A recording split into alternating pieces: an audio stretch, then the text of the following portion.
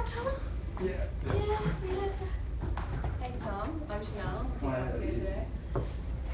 Hi. Hi, I'm Bridie, Tom's mum. Hi, Bridie. What seems to be the issue today? Well, I was out with the boys last night and it hurt me back. Yeah? Yeah. What exactly were you doing? I was just dancing. Just dancing? Tell him the truth. I was doing the work. Doing the work. Okay. And what is the pain? What sort of pain are you getting? It's a real sharp pain in the centre of my back. Yeah. Yeah? Is it dull? Is it sharp? Sharp, yeah. Whereabouts exactly? It's about there. Okay. And are you getting any radiating pain down your leg? Yeah, down the right side. Right side? Into my bum. Okay. So I'll be doing a bit of an examination and some orthopaedic tests to sort of decipher what it is that's causing that pain. So if you want to jump on the bed and we'll get into that. Okay, Tom, the first ortho test we're going to do today is the slump test. Basically, orthopaedic tests are to decipher where the pain is coming from.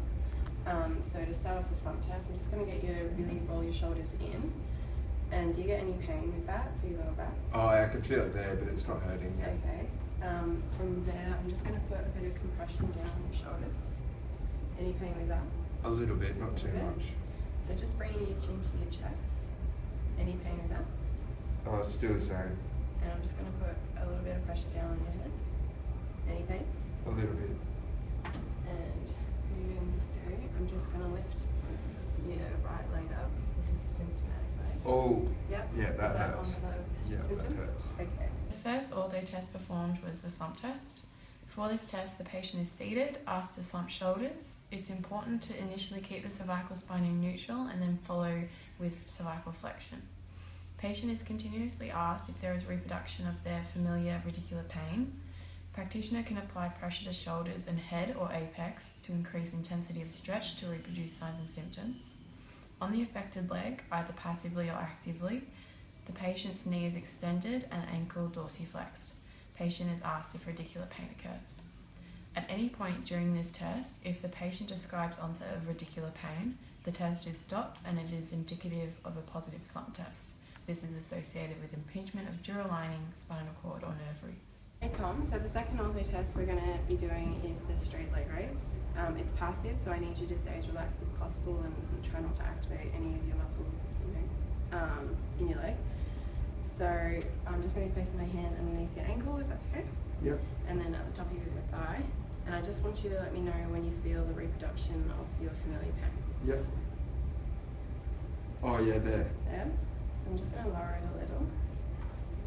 And if I could ask you to bring your chin to your chest. Oh, yeah, I can feel it there. Awesome. Ortho test performed was a straight leg raise. Patient is supine, practitioner at side of table of the affected limb, one hand under the calcaneus and the other on the anterior quads to fix the knee in extension. Affected limb is slowly raised until radicular pain is felt or end of range of motion is achieved. If radicular pain is felt, limb is slightly lowered until pain is resolved, at which point the ankle is passively dorsiflexed and the patient is asked to flex cervical spine. Re-onset of symptoms is indicative of positive straight leg raise, which is associated with dural tension or sciatic nerve irritation. However, if re-onset of symptoms doesn't occur after initial onset of pain, this could be indicative of sacroiliac pathology, low back pain, or hypotonic hamstrings. So the third orthopaedic test we're going to be doing for Tom is called the bowstring test. So it's similar to the last one. I'm just going to be lifting your leg and again asking you to tell me when you feel familiar pain coming down the back of your right leg. So I'm just going to be placing my hand underneath your ankle and just let me know when you feel pain. Yep. I'm just going to flex your knee. That should reduce some pain. Yep. Yeah. And then let me know if you feel any more symptoms. Oh, yeah. Yep. Just there. Just there. The next ortho test performed was the bowstrings test. Similar to straight leg raise, affected limb is raised until reproduction of radicular pain, in which the knee is flexed roughly 20 degrees or until pain reduces. The practitioner then applies compression to the popliteal fossa. Patient is asked if re-onset of radicular pain occurs, which indicates a positive test and is associated with tension of the sciatic nerve. So Tom, we've come to a diagnosis. So the pain that you're experiencing in your right thigh is something we call radicular pain or a radiculopathy. Many conditions can cause a radiculopathy. Through the orthopaedic testing that we've just gone through, the results lead me to believe that it's most likely a disc pathology, although you can't be 100% sure with the testing because I've done a lot of tests and they all lead to the same result. Disc pathology is most likely. Have you heard of disc injuries before, Tom? No, I've got no idea. So a disc pathology is where the tissue between the bones of the spine, called discs, protrude out of their normal position, and as you can imagine, everything in the body has its natural positioning, and if small changes in this position occur, this can have an effect on other tissues like compression. In your case of a radiculopathy, the tissue that's being compressed by a disc is a nerve. So every time this nerve is compressed, you'll feel that familiar sharp pain that you've described to me today. Because it's so acute, I'm not going to be doing much treatment on it today, maybe a small amount, but I basically want to talk to you about treatment and management plans for your future and getting your pain to go away. So I don't think you'll be doing your own too often. Oh no.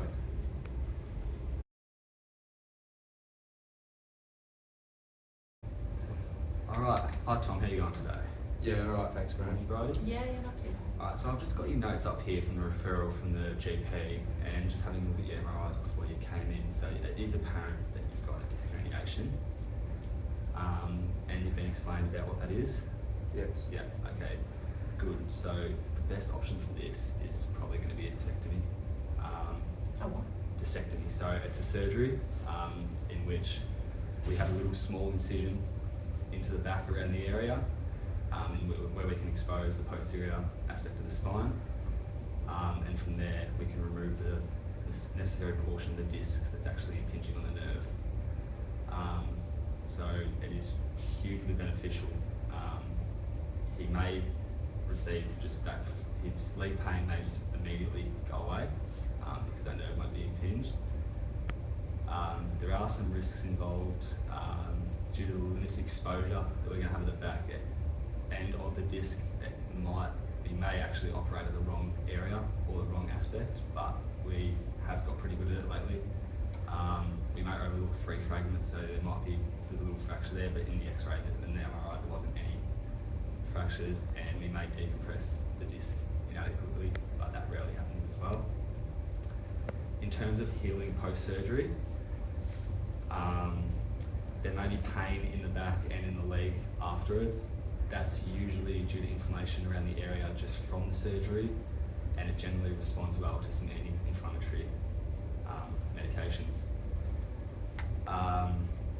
And the important thing in this first phase, it goes for about 6 weeks post-surgery, and most of the recovery can be done during this phase, so there should be no bending, no twisting, no lifting anything more than 1 kilo, and not sitting for long periods of time. So generally, as the weeks go on, the more exercise he does, the better the progress is going to be.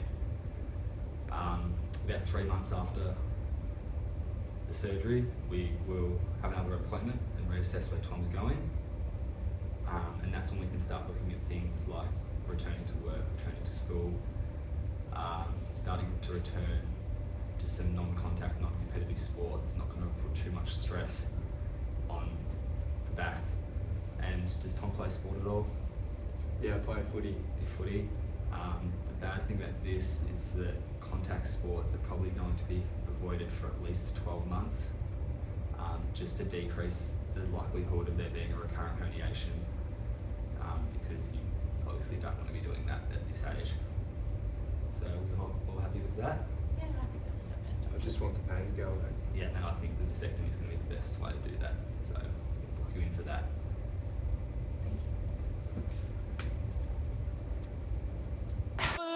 I can fly. I believe I can touch the sky. I think about it every night and day. Spread my